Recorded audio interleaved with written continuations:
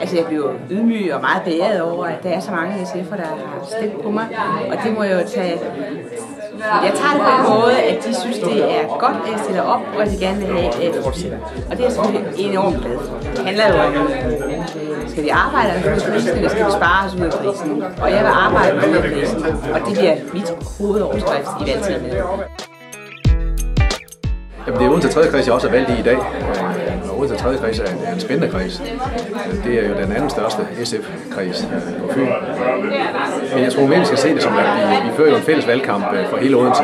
Vi fører også en fælles valgkamp for hele Fyn, men i Odense er vi jo meget enige om at køre en valgkamp på tværs af de 3 kreds, der er. Men jeg har gode erfaringer med Odense 3. kreds, for den gav jeg jo valg sidste gang.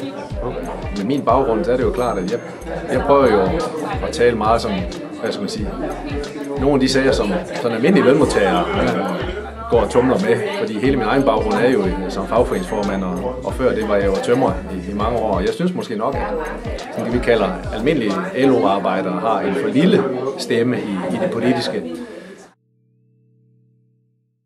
Jamen for mig er alle Odenses 3 kredse en samlet valgkreds. Vi fører jo altid valgkamp sammen herinde i Odense, så om det er den ene eller den anden Odense kreds, det går ikke så meget. Jeg er bare glad for at være i Odense, hvor jeg bor, hvor jeg arbejder, og hvor jeg kender en masse mennesker. Det er helt tydeligt, hvis man kigger i pressen i øjeblikket, at det er økonomi, det handler om. Ikke? Vi har været igennem en stor krise og er stadigvæk på vej ud af den, og der gælder det om at finde et svar på, hvordan vi kommer ud af den.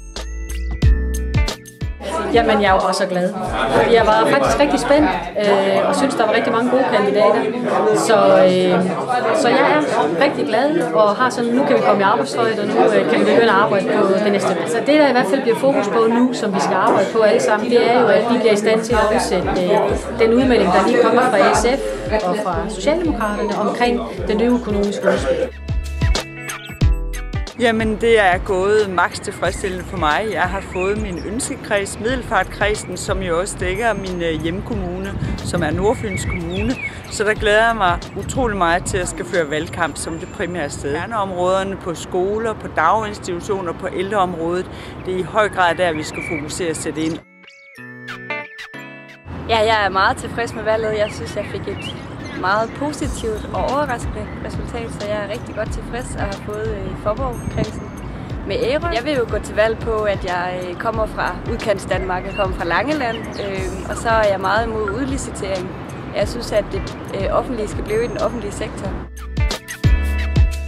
Jeg synes, det gik rigtig, rigtig godt. Det er jo et rigtig stærkt hold, vi har fået, og jeg er også meget tilfreds med mit personlige valg. Det er jo første gang, jeg stiller op, så det synes jeg er rigtig godt. Den helt store dagsorden bliver selvfølgelig økonomi og den økonomiske krise. Og noget af det, som er rigtig vigtigt for mig i den her valgkamp, er at sætte fokus på unges forhold. Jamen, jeg er godt tilfreds med det. Jeg har fået Assens-kredsen, og det der at være folketingskandidat de sidste 2 år, så jeg er rigtig glad, og jeg glæder mig til samarbejde. Når det er nede i Assens, så kan man også snakke om udkantsdanmark, og det er noget af det, jeg helt klart vil fokusere på. Det er udkantsområdet.